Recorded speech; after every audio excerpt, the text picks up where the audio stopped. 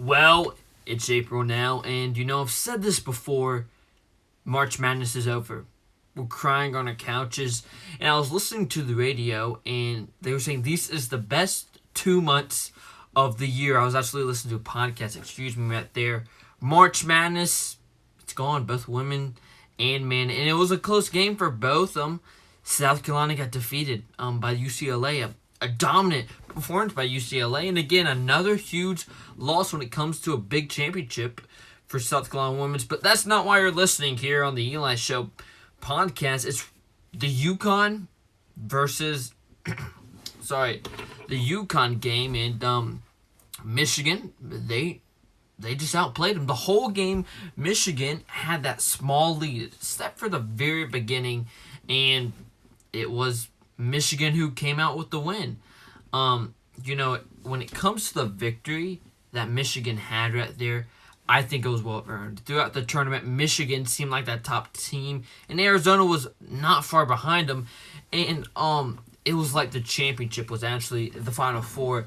Yeah, this is a bit of a new format for the Eli Show. I'm not using the same program I used to. This is a different video used on my phone instead of computer. Hopefully the camera quality better. Hopefully the sound's a bit better. I don't think it will be though. But it's the Eli Show and we're back. It's been a long time. And I know if you guys are a bit new, you probably didn't know this, but at the beginning of March Madness, I had this challenge. And about 20 people went into this challenge. If you won the bracket challenge, you get to be the guest on the show. And it was a close race. And Thomas, if you're listening to this, Thomas V2, I do believe, won it. I'll get in contact with you. What a championship he won. Had Michigan winning it, just beat, I believe it was Hannah Bishop in second place and CJ Bishop just behind her. But it was a close race. Thank you for all of y'all doing that. And, the bracket, I think I got 63% over 500. A bit of a recovery because I had Michigan in the championship. But, I've said this, I think I said this, I don't remember if I did or not, but was there truly one of those teams you rooted for? I mean, not many local teams, South Carolina, not many in the South either. It was mostly the Big Ten teams. And when it comes to the Big Ten teams, I think what was crazy about the Big Ten teams was you barely heard about them in the regular season. They weren't really on the ESPN, they're more that Fox spectrum. And, it wasn't most of those teams. I mean, I heard Michigan. I didn't watch Michigan much in the regular season. I watched Duke. I watched North Carolina. I watched a lot of Clemson. And, the ACC overall, not a great turnout. The Big Ten, pretty good. And, UConn, a bit of surprise for the 2 seed. And, some big victories in there. To beat Illinois wasn't, it was a hard matchup. To beat Duke was the biggest one on a buzzer beater. When, I didn't watch it. I was at church, actually, when it happened. But I just, watched back. And I believe the coach of UConn headbutted the ref with, I think it was less than a second left on the clock. And the rules state that it should be a tech. Now, they didn't call it a tech.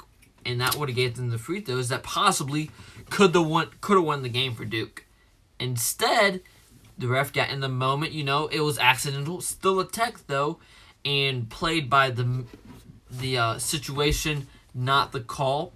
And there's a bit of a debate, and I'm still debating in my head, do you call it by the situation, or do you call it by what actually happened? And I don't know about that one. It's, it's definitely a close call. If it's a bang play, you see this a lot in baseball, and we'll talk about some baseball later, but you see it a lot in baseball. It's a bang play situation, high emotions. They usually go for the offensive side. Usually, get a tag, always safe, get around it. We have the review, we have ABS, but in that situation, you can't review that. In the NBA, you probably could have reviewed that because, I don't know, actually. Don't watch a ton of the NBA at less than 2 minutes with a second left. I don't know if you can review a coach's tech based off of the head button. And I don't know. But, what a tournament, A bit unexpected to see exactly the teams. Michigan was never really a huge talk. I think Florida was a big talk. Duke Man, Duke had a rough go-around. But they made it to the Elite Eight. Couldn't do more than that. A bit of a letdown for Duke.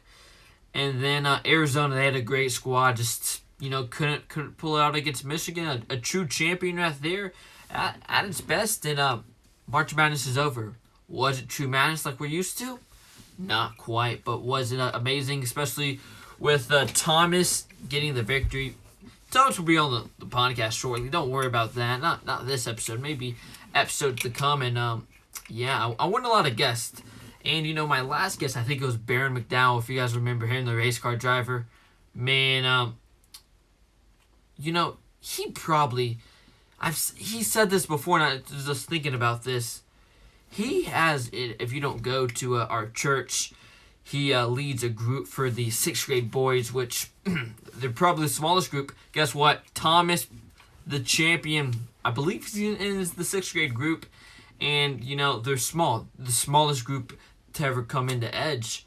He's pushing them hard. And if you're listening to this, Baron, great job, done well. But you got to keep doing more. You got to bring them up, both as athletes, but also strong with Christian faith and all that. And Easter, man, Easter on this Sunday, it was powerful, around the same time, not going to get too much into it, but they said around 80:33. That means he would have died on April 3rd. One day, it was April 4th, I do believe, was Good Friday.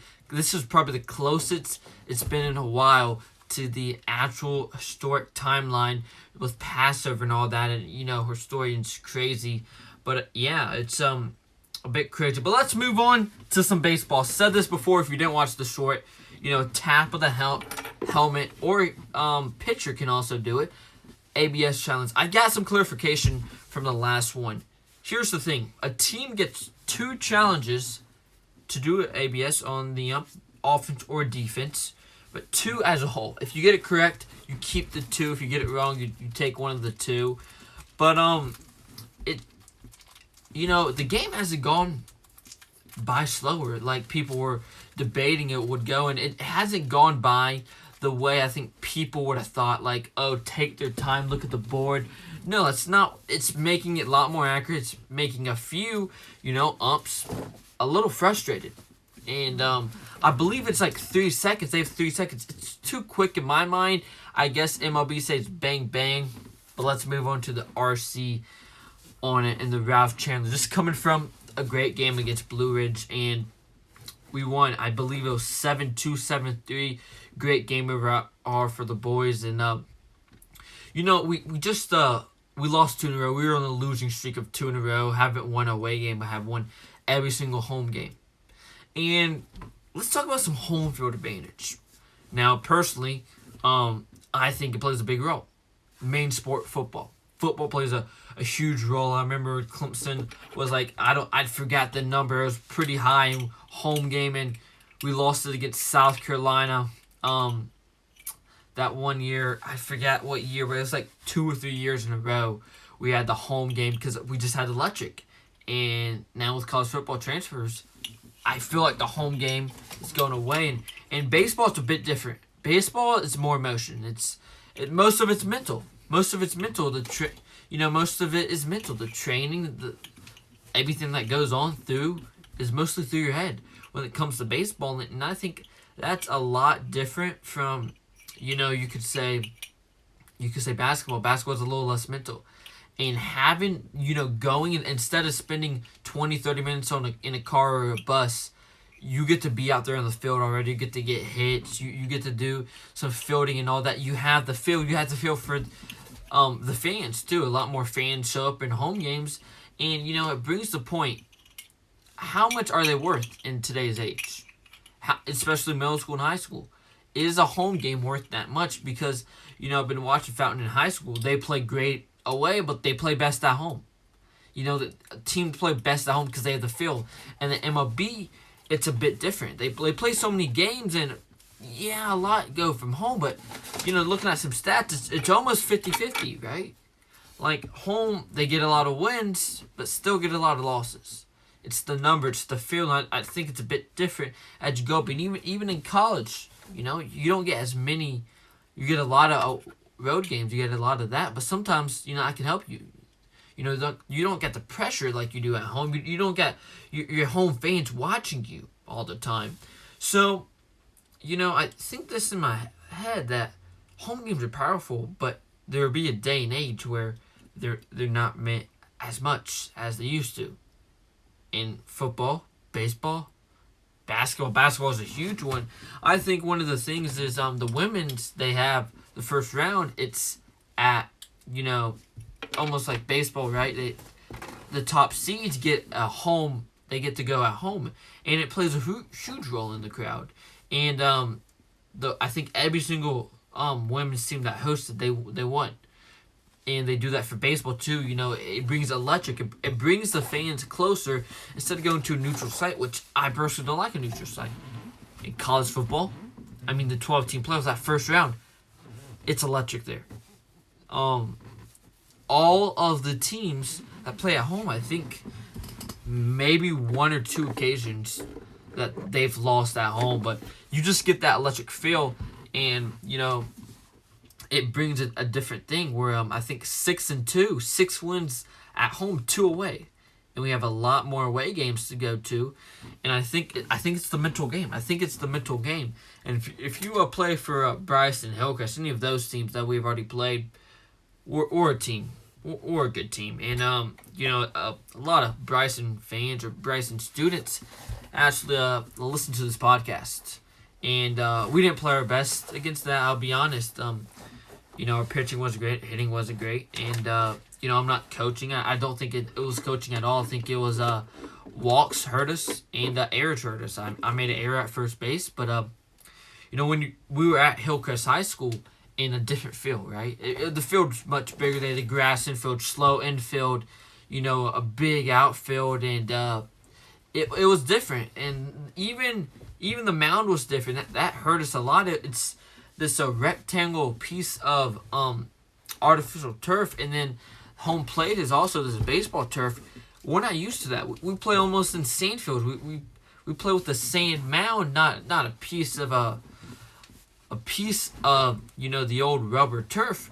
And you know, the feel of the game in baseball, it's so much different than the feel of the game for a basketball. And I think it comes to home field advantage. It just comes to what you're used to. If you have an LED court and you're not used to playing on it, you're not going to have the feel. You're not going to have the feel. Just like basketball, if you don't know the boundaries, and if it's just a small line compared to a thick line, what you're used to, it's going to mess things up.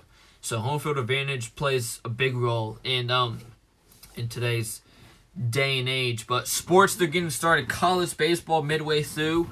Clemson. Bro. You know, I remember basketball. We were doing pretty good. I was like, man, we're in a 10-game winning streak for basketball, and then we lost it. Just when it went down, we lost it. Hopefully, baseball, we gotta do better. I don't know our exact record. Not doing great so far in the ACC. I think it's mental though. I think we had a good start, but I think it's the mental game. I think, you know, it's the mental acknowledgement that you're playing good teams. You got to live up to the things. You have high standards, but as I like to say, high standards, high success, right?